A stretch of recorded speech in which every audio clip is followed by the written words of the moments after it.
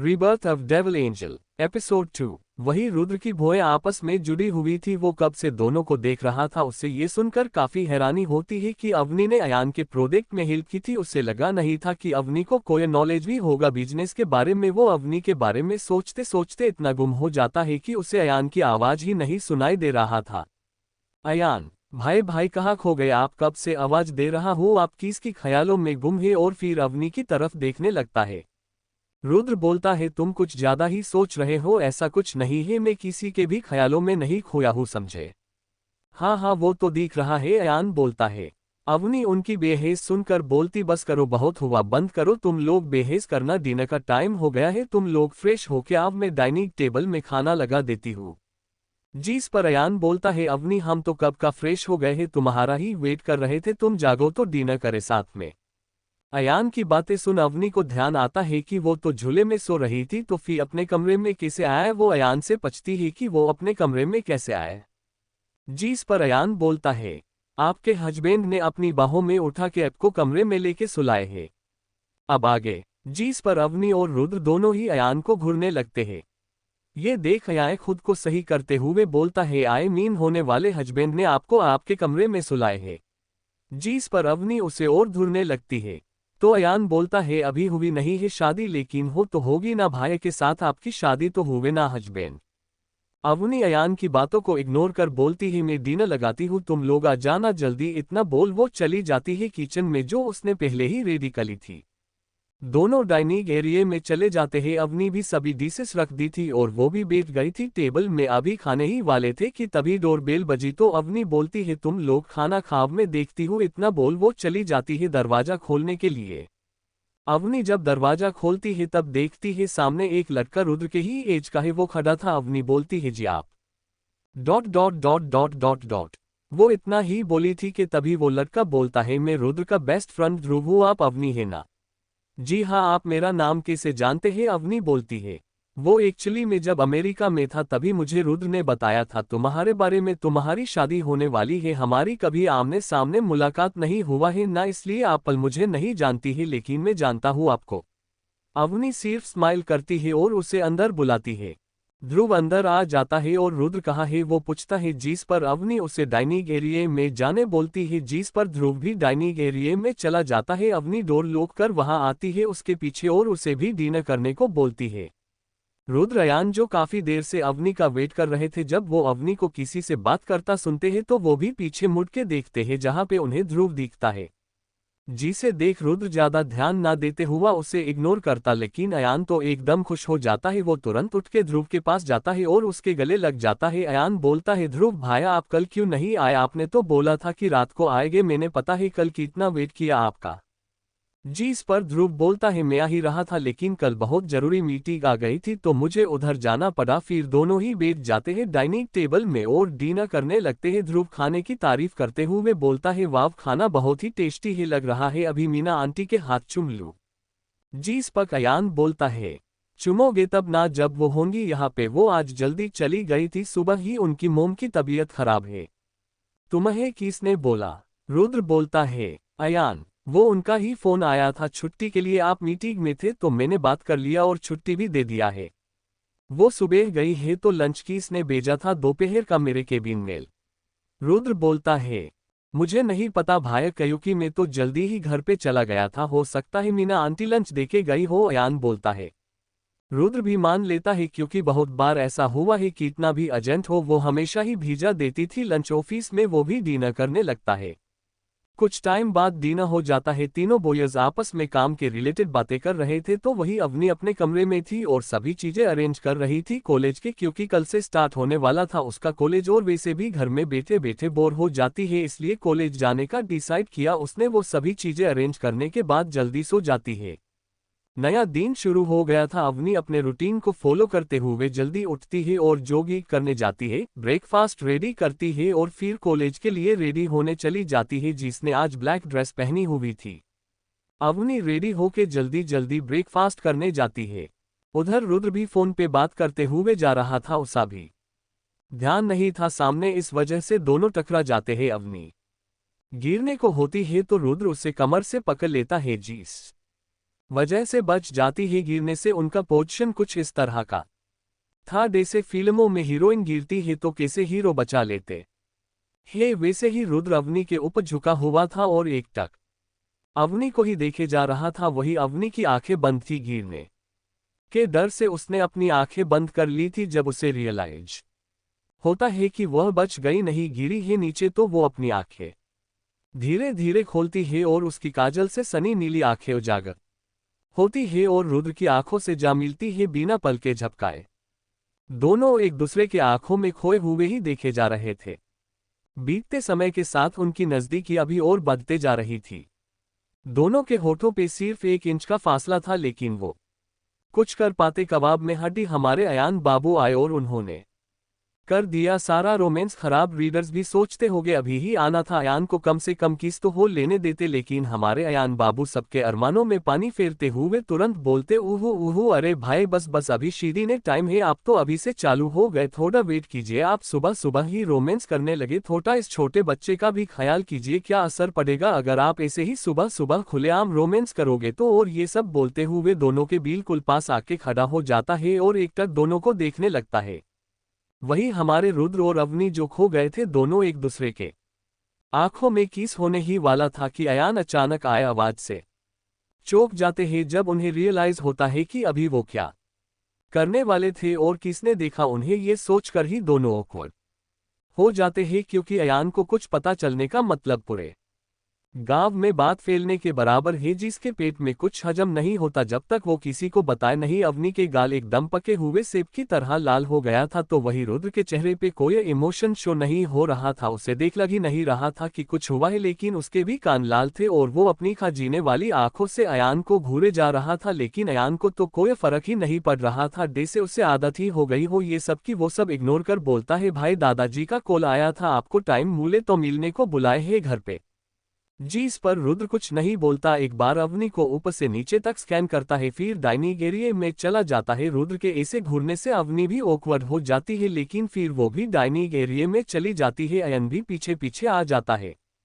तीनों ब्रेकफास्ट करने लगते हैं। ध्रुव नहीं था, क्योंकि उसे रात में ही कॉल आ गया था, इसलिए वो रात को ही चला गया था। सब शांति से नाश्ता कर ही रहे थे कि हमारे अयान शांति को तोते हुए बोलते हैं, अवनी तुम आज बहुत ही ब्यूटीफुल लग रही हो, कहीं घूमने जा रही हो क्या आज जी। इस पर अवनी बोलती है, थैंक यू, कहीं घूमने नहीं जा रही हूँ, वो एक्चुअली आज से कॉल स्टार्ट है तो वही जा रही हूँ। अयान ओके बोलता है और फिर सवाल करता है, क्या तुम पैदल जाओगी कॉलेज, क्योंकि यही टैक्सी जल्दी नहीं मिलती और कॉलेज भी बहुत दूर है। हाँ ये तो है, लेकिन जाना तो पड़ेगा ना कॉलेज, अवनी बोलती है। अयान बोलता है, अवनी अगर प्रॉब्लम ना हो तुम्हें तो मैं छोड़ देता हूँ तुम्हें, वैसे भी मुझे कुछ काम भी है उधर, तो क्या बोलती हो तुम। अवनी तो पहले मना करने का सोचती है, लेकिन फिर कॉलेज का दूर होना और टैक्सी का ना मिलना ये सब सोचकर हाँ बोल देती है, क्योंकि आज उसका पहला दिन था और वो नहीं चाहती थी कि पहला दिन ही लेट हो जाए, इसलिए वो मान जाती है साथ जाने के लिए। अयान बोलता है, मैं बाहर वेट कर रहा हूँ तुम आ जाना, इतना बोल वो भी चला जाता है। अवनी बस हम करती। रुद्र भी चला जाता है बाहर और अयान की तरफ देखता जो अवनी का वेट कर रहा था। कुछ सोचकर रुद्र अपने मोबाइल में कुछ मैसेज करता है, फिर उधर से रिप्लाई आता है, जिसे देख उसके फेस पर थोड़ी सी स्माइल आ जाती है, जिसे वो तुरंत ही छुपा लेता है।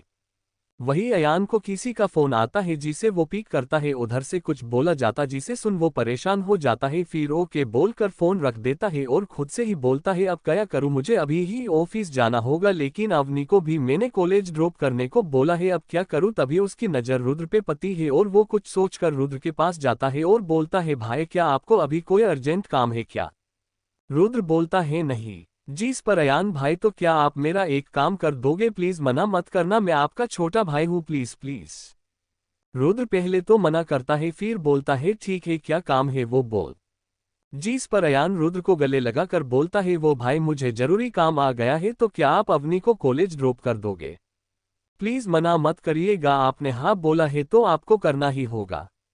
ओके लेकिन मुझे क्या फायदा मिलेगा इसमें, मैं एक बिजनेसमैन हूँ, बिना फायदे का कुछ नहीं करता, रुद्र बोलता है जी। पर अयान बोलता है, भाई मैं आपका छोटा भाई हूँ, आप कैसे मेरे साथ ऐसा कर सकते हैं। रुद्र तो फिर भूल जा। अयान ठीक है बोलिए क्या चाहिए आपको। रुद्र ज्यादा कुछ नहीं, 1 महीने तक तू यहाँ नहीं आएगा। अयान का तो मुंह बन जाता है, वो ना चाहते हुए भी मान जाता है। और बोलता है भाई आप तो ऐसे बोल रहे हो जैसे कि मैं हमेशा आपका कोई काम बिगाड़ता जो हमेशा मुझे भगाने में लगे रहते हैं। अवनी जब बाहर आती है तो देखती है कि अयान वहां पे है ही नहीं। वो सोच ही रही थी कि उसके फोन पे मैसेज आता है जो अयान के द्वारा भेजा गया था जिसमें लिखा था अवनी आई एम सॉरी मेरा जरूरी कॉल आ गया था इसलिए मुझे अर्जेंट में जाना पड़ रहा है लेकिन मैंने भाई को बोल दिया हूँ आपको कॉलेज छोड़ने के लिए सॉरी अवनी। अवनी अभी सोच ही रही थी कि तभी एक कार उसके सामने रुकती है और उस कार का विंडो खुलता है और एक एरोगेंट आवाज आता है जो उसे कार में बैठने को बोल रहा था। ये एरोगेंट सी आवाज किसी और की नहीं हमारे रुद्र की थी। अवनी भी कुछ नहीं बोलती और कार में बैठ जाती है क्योंकि वैसे भी बहुत लेट हो गया था इसलिए शांति से बैठ जाती है कार में। कुछ देर बाद कार कॉलेज पहुंचती है। अयान दरवाजा अनलॉक करता है। अवनी उसे थैंक यू बोलती है और कॉलेज में एंटर करती है। के इंटरनेशनल कॉलेज इमेजिनेशन नेम किस्मत से अभी ज्यादा लेट नहीं हुआ था जस्ट अभी प्रोफेसर आए हुए थे। अवनी में आए कमीन प्रोफेसर बोलती है ताकि क्लास में एंटर कर सके। प्रोफेसर भी कुछ नहीं बोलते क्योंकि फर्स्ट डे था और वो भी अभी जस्ट एंटर हुए थे। प्रोफेसर अवनी को अंदर आने का परमिशन दे देते हैं। अवनी अंदर जाती है क्लास के और सीट ढूंढती है बैठने के लिए क्योंकि पाकू बच्चों ने पहले ही आगे की सीट में कब्जा कर लिए थे। अवनी लास्ट बेंच में बैठ जाती है क्योंकि वो बेंच पूरी खाली थी। वो अपना सामान डेस्क पे रखती है और शांति से बैठ जाती है। उसके फेस पे कोई एक्सप्रेशन नहीं थे।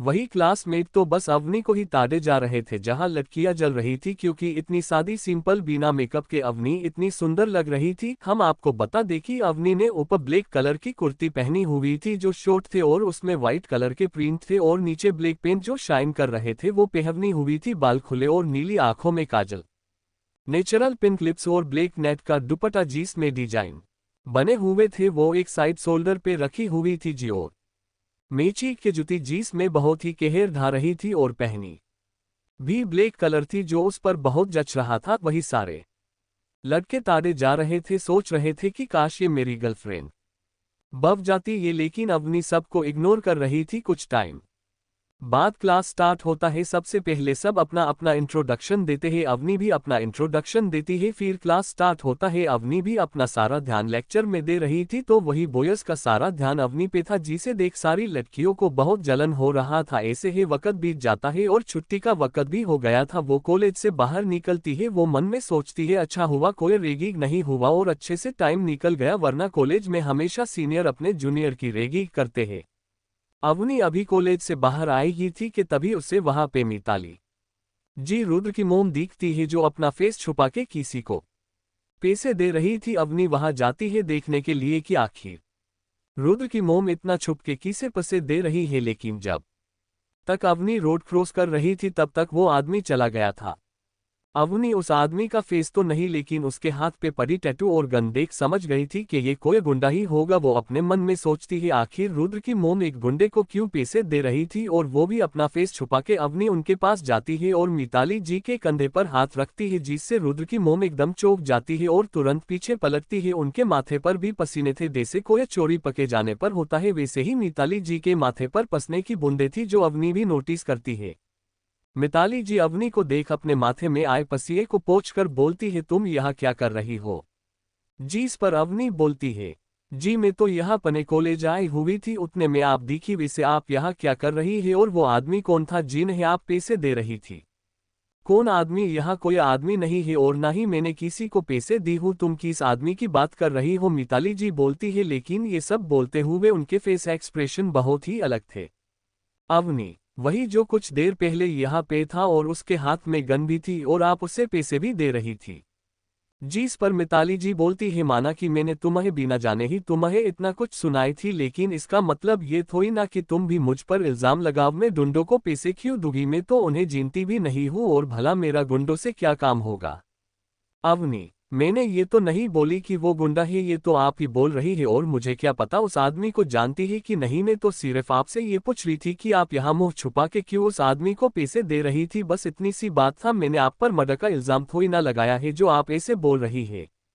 अवनी की बातें सुनकर मिताली जी को बहुत गुस्सा आता है। वो अपने मन में सोचती है बस एक बार वो आदमी उस औरत को ढूंढ ले फिर मैं उसका भी ठिकाना लगाऊंगी और इसका भी बहुत जबान तेज हो गई है ना इसकी बस एक बार मेरा काम हो जाए फिर सबको देख लूंगी लेकिन पहले इसका ध्यान इस बात से भटकाना होगा नहीं तो मेरे लिए परेशानी खड़ी कर सकती है। जब तक वो मिलती नहीं मैं कोई और परेशानी नहीं चाहती हूँ।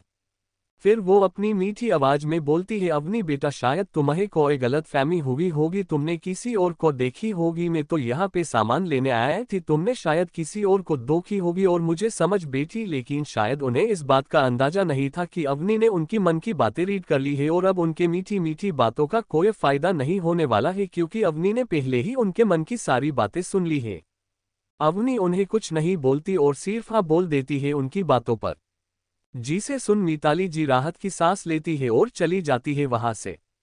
लेकिन अवनी अभी भी वहीं पे थी और उनको जाते हुए बस देख रही थी। उसके मन में बहुत से सवाल थे कि आखिर रुद्र की मोम की सोच की बात कर रही थी और उनसे क्या खतरा हो सकता है कि वो उन्हें मरवाने में लगी हुई है। आखिर इतना भी क्या हो सकता है कि वो गुंडा है कि है, आखिर कौन सा राज है जो वो छुपा रही है, पता लगाना पड़ेगा और इन सब में मेरी सिर्फ एक व्यक्ति ही हेल्प कर सकता है। वो अपने फोन पे किसी को मैसेज करती है और फिर खुद से ही बोलती है, बस एक बार वो मेरा मैसेज चेक कर ले, मुझे विश्वास है वो मेरी मदद जरूर करेगा। दूसरी तरफ रुद्र के ऑफिस में रुद्र अभी काम कर ही रहा था कि उससे दादाजी सोहम ओब्रोय का कॉल आता है, जो रुद्र को घर पे मिलने के लिए बुलाते हैं। रुद्र शाम को मिलने का बोलता है, जिस पर दादाजी सहमत होते हैं। कुछ देर और बातें कर फोन कट कर देता है। ऐसे ही वो अपने काम में इतना खो जाता है कि समय का पता ही नहीं चलता। जब वो टाइम देखता है तो उसे याद आता है कि आज उसे दादाजी से मिलने जाना है, इसलिए वो अपना काम बेद करके जल्दी ऑफिस से निकलता है। भले ही रुद्र कितना ही रूड हो, लेकिन वो अपनी फैमिली से बहुत प्यार करता था और अपने दादाजी भी बहुत रिस्पेक्ट करता था। वो ऑफिस से बाहर आता है और सीधे ओब्रोय मैंशन के लिए निकल जाता है। मैंशन में पहुंच जब वो अंदर जाता है तो सभी रुद्र को ग्रीट करते हैं। रुद्र एक सर्वेंट को रोककर दादाजी के बारे में पूछता है कि वो कहाँ है, जिस पर सर्वेंट बोलता है कि वो अपने रूम में है। रुद्र सर्वेंट को जाने को बोल खुद भी दादाजी के कमरे के पास जाता है और नॉक करता है।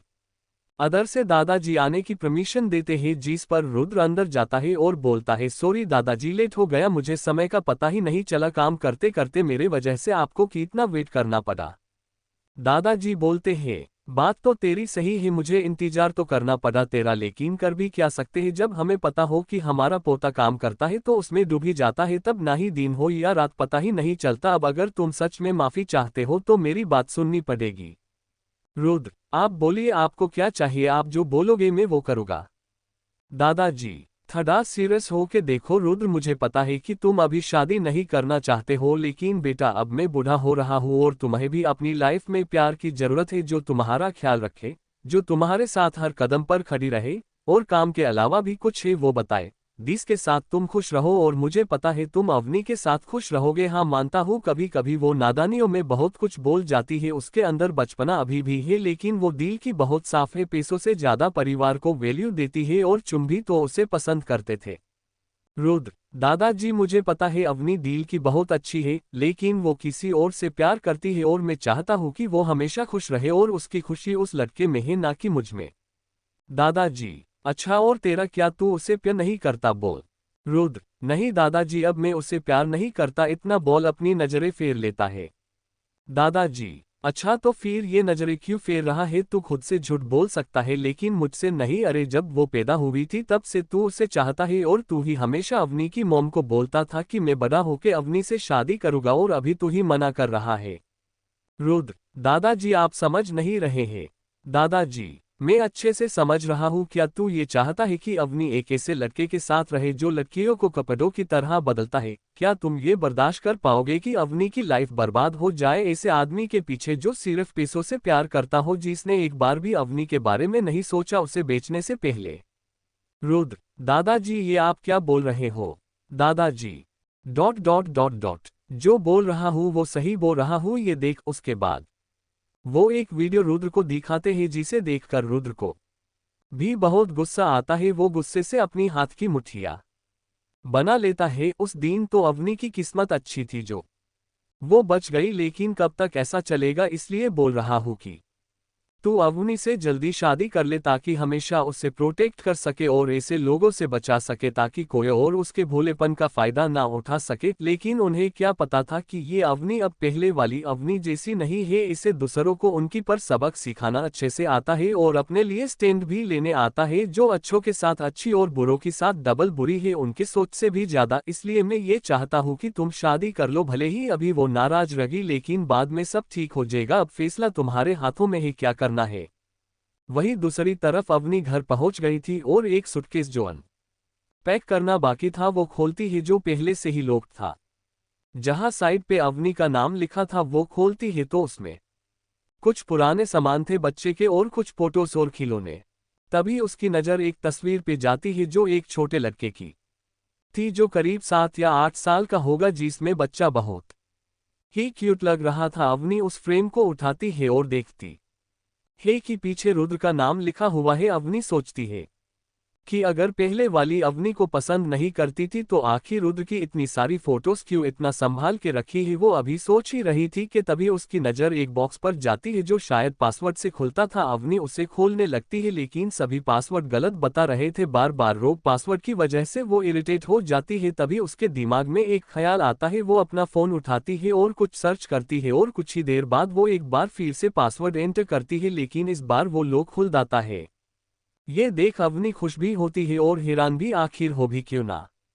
पासवर्ड रुद्र के बर्थडे का डेट था जो उसे हैरान करने के लिए काफी था। ये सब देख के उससे ये तो समझ में आ गया था कि अवनी रुद्र को पसंद करती थी, तो फिर आखिर ऐसा क्या हुआ कि वो उससे नफरत करने लगी। इस तरह के बहुत से सवाल उसके मन में चलने लगे थे। वो बॉक्स के अंदर देखती है तो उसे एक लॉकेट और एक डायरी मिलती है। अवनी वो डायरी खोलती है और पढ़ने लगती है। जैसे जैसे वो डायरी पढ़ती है वैसे वैसे उसके आंखों से आंसू बहने लगते हैं। अवनी डायरी बंद करके खुद से ही बोलती है, मैंने सोचा था सिर्फ मेरे साथ ही ऐसी बड़ी नाइंसाफी हुई है, लेकिन अवनी तो इतनी कम उम्र में उसे क्या कुछ नहीं सहना पड़ा। मैं उसके सारे सपने पूरे करूंगी और सबसे बदला भी लूंगी। आई प्रॉमिस अवनी, ये मेरा तुमसे और खुद से वादा है।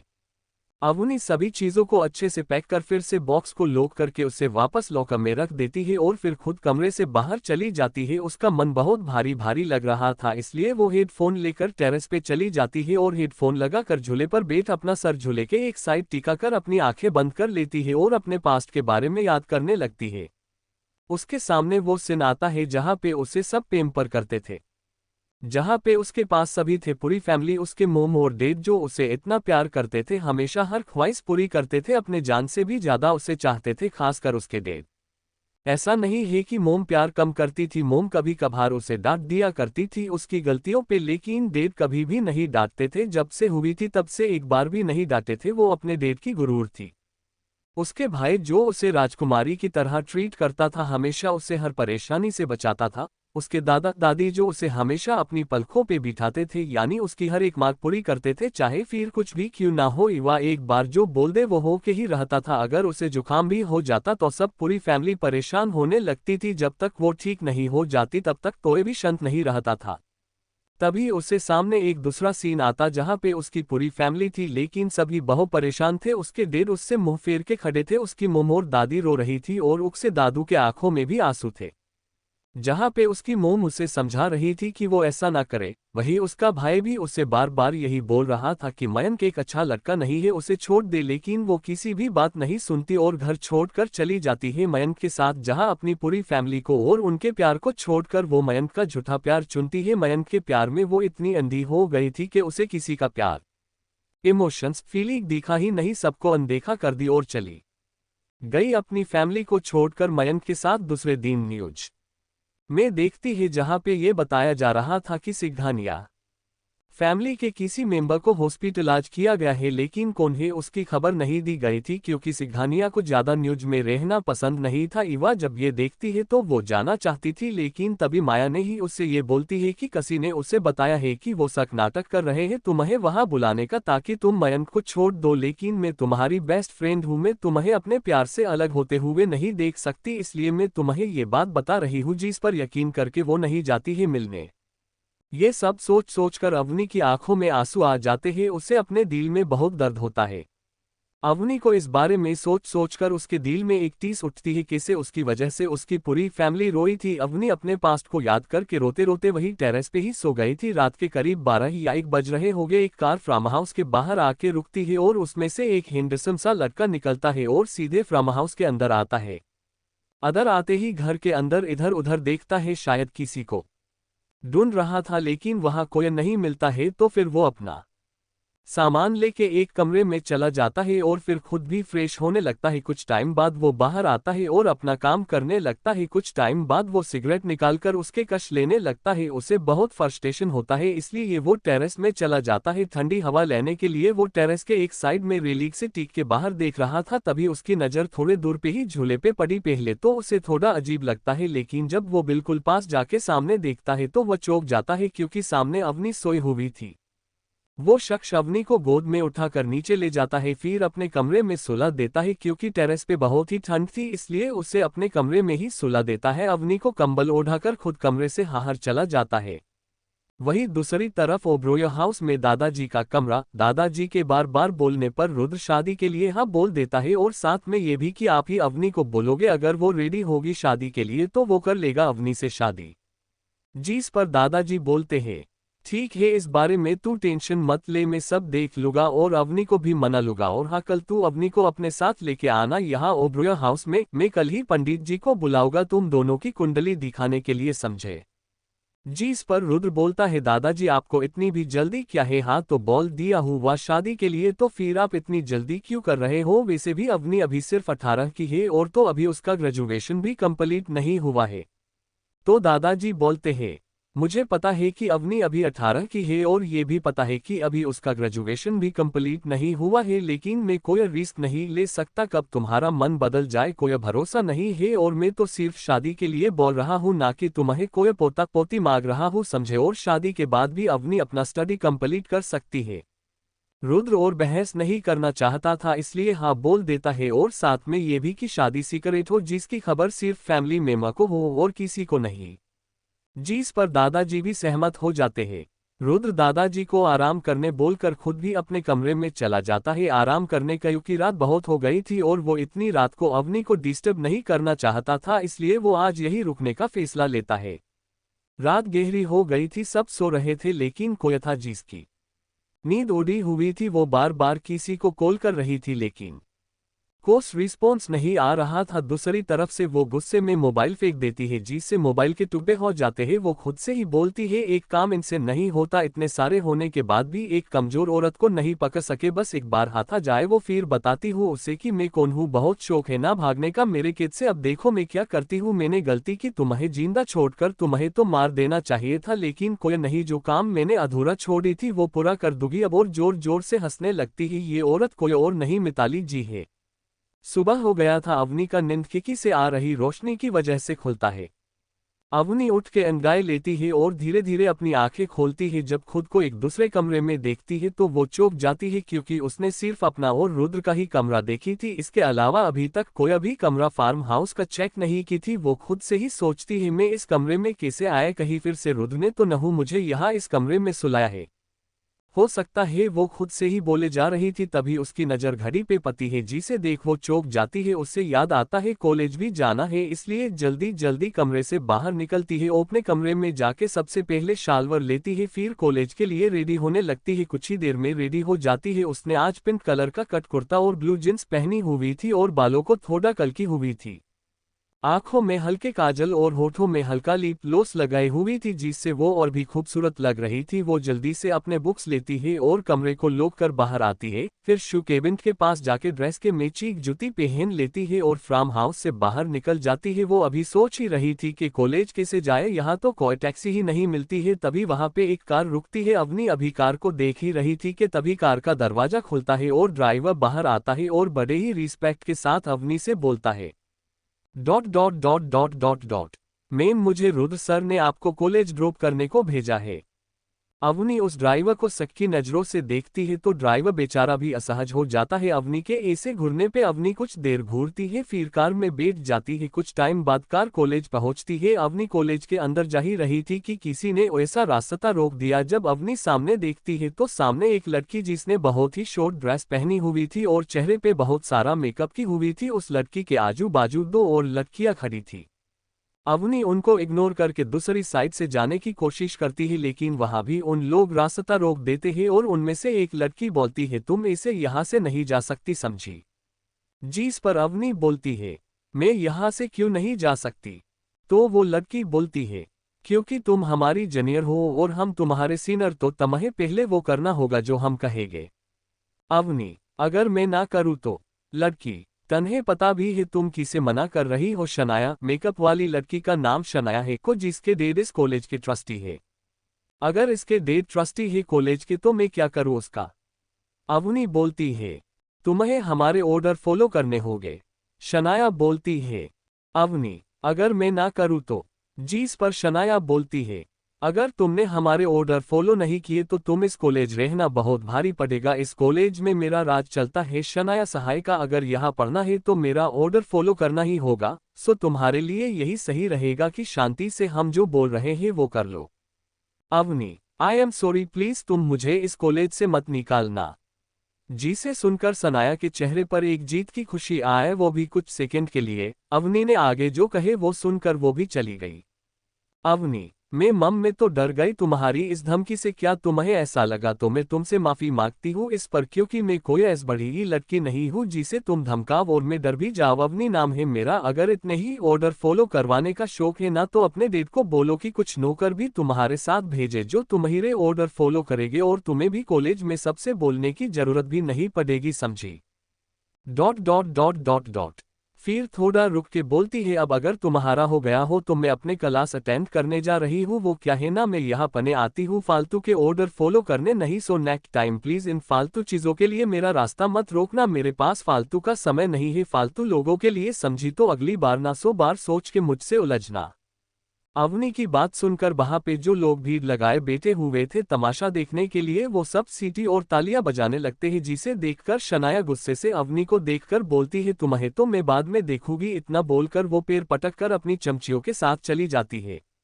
अवनी भी अब अपने क्लास की ओर जाने लगती है, तभी पीछे से आवाज आता है जिसे सुनकर वो रुक जाती है और पीछे मुड़कर देखती है जहां पे एक लड़की दौड़ते हुए उसके पास आती है और फिर हांफते हुए बोलती है, हाया मेरा नाम सुहानी है। मैंने अभी तुम्हें देखा कैसे तुमने उस शनाया का मुंह बंद किया। वो हर बार सबको ऐसे ही अपने डैड की धमकी देके सबको परेशान करती है, लेकिन आज तुमने उसका तो मुंह ही बंद कर दी। क्या तुम मेरी फ्रेंड बनोगी?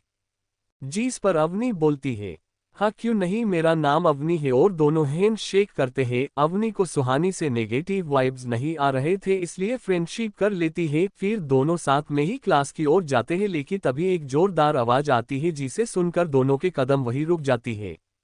दोनों जब पीछे मुड़ते हैं तो देखते वहां पे एक लड़की थी जो गुस्से में उनकी ही तरफ आ रही थी। अवनी को तो कुछ समझ नहीं आया कि वो लड़की गुस्से में उनकी तरफ क्यों आ रही है। वो सोच ही रही थी कि तभी सुहानी जल्दी से अवनी के पीछे छुपते हुए बोलती है, अवनी प्लीज मुझे बचा लो वरना आज ये मुझे पक्का नहीं छोड़ेगी। अवनी कुछ बोलती तभी वो लड़की उनके पास आती है और सुहानी के कान पकड़ बोलती है, लड़की सुहानी की बच्ची, तुझे मैं छोड़ूंगी नहीं। कब से मैं तेरा वेट कर रही थी और तू कॉलेज आ गई मुझे बिना बताए। जिस पर सुहानी बोलती है, प्रीत सॉरी मैं भूल गई थी, अगली बार ऐसा नहीं होगा प्लीज अब मेरा कान छोड़ दो, बहुत दुख रहा है। वो लड़की कान छोड़ देती है और बोलती है, क्या सच में मैंने जोर से कान मरोड़ा? सुहानी, नहीं ऐसे ही मेरे कान लाल हो गए हैं। लड़की, सॉरी यार, फिर उसके कान को सहलाने लगती है। अवनी बस उन दोनों को देख रही थी, उसे हंसी भी आ रही थी दोनों के बच्चों जैसी हरकतों पे। सुहानी अवनी को बोलती है, अवनी ये मेरी फ्रेंड प्रीत है और प्रीत ये अवनी है मेरी न्यू फ्रेंड। अवनी हेलो बोलती है तो वो लड़की जिसका नाम प्रीत था वो बोलती है, हाय मेरा नाम प्रीत है, अगर तुम सुहानी की फ्रेंड हो तो अब से मेरी भी फ्रेंड हुई है ना? जिस पर अवनी बोलती है, हाँ क्यों नहीं, हम अब से हम फ्रेंड हैं। फिर तीनों बात करते हुए क्लास की ओर जाते सुहानी प्रीत को सारी स्टोरी बताती है जो बाहर हुआ था। सुहानी प्रीत से बोलती है, तुम्हें पता है आज अवनी ने क्या सबक सिखाई है उस शनाया की बच्ची को? उस टाइम तुम्हें यहाँ होना चाहिए था प्रीत, लेकिन तुमने वो सीन मिस कर दिया।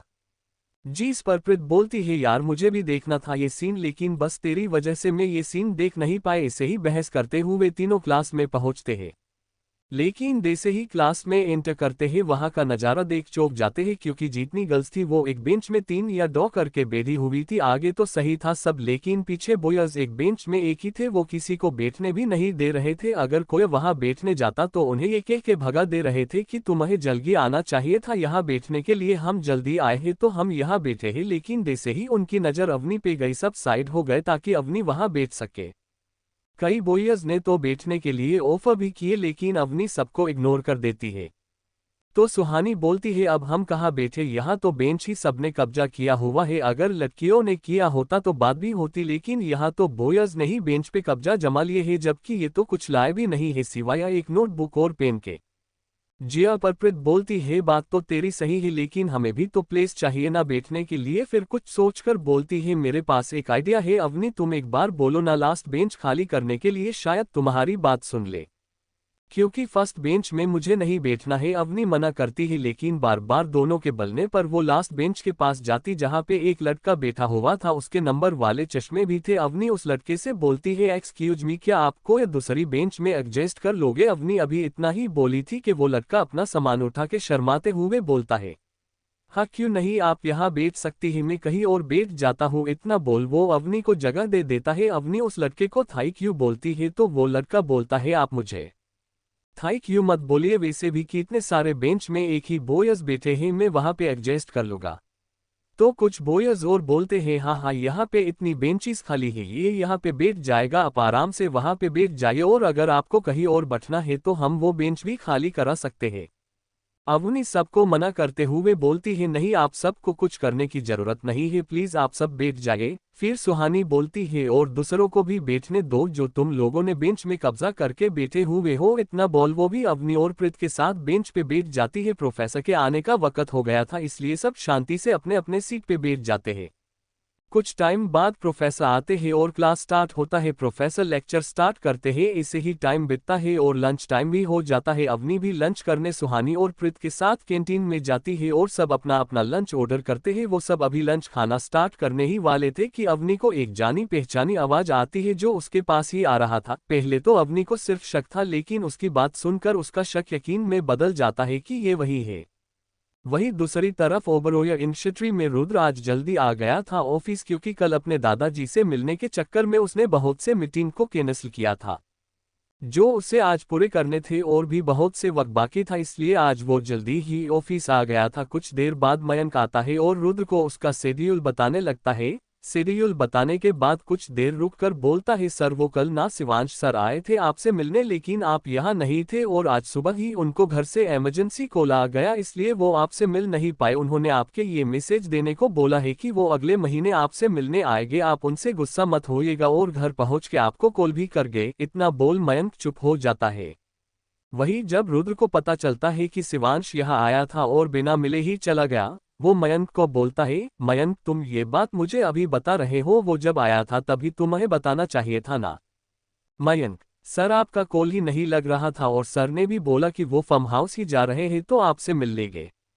जिस पर रुद्र बोलता है क्या वह कल फार्म हाउस गया था, लेकिन मैं तो ओबरोय विला में था कल। फिर अपने सर पर हाथ रखकर बोलता है कहीं उसने अवनी को देख तो नहीं लिया, वो अपने में ही बोलने लगता है। मयंक सर आपने कुछ कहा। मयंक के बोलने से उसे होश आता है, वो बोलता है नहीं कुछ नहीं, अब तुम जा सकते हो। मयंक ओके सर, इतना बोल मयंक चला जाता है। उसके जाने के बाद रुद्र भी अपने काम में लग जाता है। वहीं दूसरी तरफ अवनी के कॉलेज में अवनी अभी सुहानी और प्रीत के साथ कैंटीन में लंच करने ही वाली थी कि तभी वहां पर अयान आ जाता है और सीधे अवनी के पास आके बैठ जाता है। अवनी जब अयान को देखती है तो खुद से ही बोलती ही मुझे पता था यही होगा, वो ये सब धीरे से बोल रही थी। जिस पर अयान बोलता है तुमने कुछ कहा अवनी। अवनी अरे नहीं, मैं तो ये बोल रही थी कि तुम यहाँ क्या कर रहे हो। तो अयान बोलता है वो दादाजी मेरा एडमिशन भी यहाँ पे ही करवा दिए है, आज ही मेरा फर्स्ट डे है। अवनी ओ वैसे तुम्हारा कौन सा यह है। अयान मेरा सेकेंड यह है। अवनी ओ अयान बोलता है क्या मैं तुम्हें ज्वाइन कर सकता हूँ, जिस पर अवनी उसे हाँ बोल देती है। कुछ टाइम बाद वहां पे अयान के दोस्त आते हैं और उसे जबरदस्ती अपने साथ ले जाते हैं। अयान के जाते ही सुहानी और प्रीत बोल पड़ते हैं अवनी ये अयान ओबरोय है ना, तुम इसे कैसे जानती हो।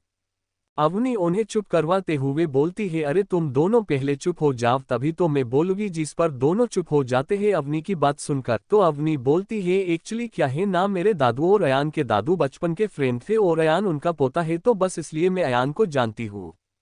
ओ दोनों बोलते हैं। फिर प्रीत बोलती है अवनी क्या अब फ्रेंड नहीं है दोनों जो तू फ्रेंड थे बोल रही है। अवनी वो एक्चुअली एक एक्सीडेंट में मेरे दादू और मेरे मोम डैड की डेथ हो गई थी ना, इसलिए जो पहले वाली अवनी थी उसके मोम डैड और दादू की डेथ को एक एक्सीडेंट बताया गया था। सबको यही लगता है कि वो एक एक्सीडेंट था, लेकिन ऐसा नहीं है, उनका मर्डर किया गया था और एक एक्सीडेंट नाम दे दिया गया, और ये किसने किया है वो आप सबको बाद में पता चलेगा। अवनी की बात सुनकर दोनों सेड सा फेस बनाकर साथ में ही बोलते, सॉरी अवनी, हमें तुमसे ये नहीं पूछना चाहिए था, और दोनों अपना कान पकड़ लेते हैं। जिस पर अवनी उन्हें मना करते हुए बोलती है, अरे कोई बात नहीं, अब चलो तुम दोनों अपना हाथ नीचे को, और दोनों के हाथ को कान से हटा देती है। फिर सब अपना अपना लंच करके क्लास में चले जाते हैं। ऐसे ही टाइम बीतता है और छुट्टी का वक्त भी हो जाता है। तीनों गलत साथ में ही बाहर आती है कॉलेज से और शॉपिंग में जाने प्लान बनाने लगती है, लेकिन उनके प्लान में पानी फेरते हुए वहां पे रुद्र आ जाता है अपनी कार लेके, जिसे देख अवनी पहचान लेती है कि ये रुद्र की कार है। वो जाना नहीं चाहती थी इसलिए वो उसे इग्नोर कर देती है, लेकिन तभी उसे अपने फोन पे मैसेज का नोटिफिकेशन आता है जिसमें लिखा था, तुम आ रही हो या मैं तुम्हें लेने आऊँ। ये देख अवनी न चाहते हुए अपनी फ्रेंड्स को ना बोलकर रुद्र के साथ चली जाती है। कार में बैठकर अवनी बोलती है, आप क्यों आए, मैंने तो नहीं बोला था। लेकिन रुद्र कुछ नहीं बोलता है और सीधे रार स्टार्ट करता है। जब अवनी देखती है कि वो उसे जवाब नहीं दे रहा है तो उसे गुस्सा आता है, लेकिन फिर खुद को कंट्रोल कर लेती है। लेकिन जब वो देखती है कि वो दूसरे रास्ते पर जा रहे हैं तो वो थोड़े गुस्से में बोलती है, ये घर का रास्ता नहीं है, हम कहाँ पे जा रहे हैं। जिस पर रुद्र 2 वर्ड पे जवाब देते हुए बोलता है, ओब्रोयो विला। अब क्या होगा ओब्रोयो विला में जाने के बाद जानने के लिए पते रहिए कहानी का अगला भाग।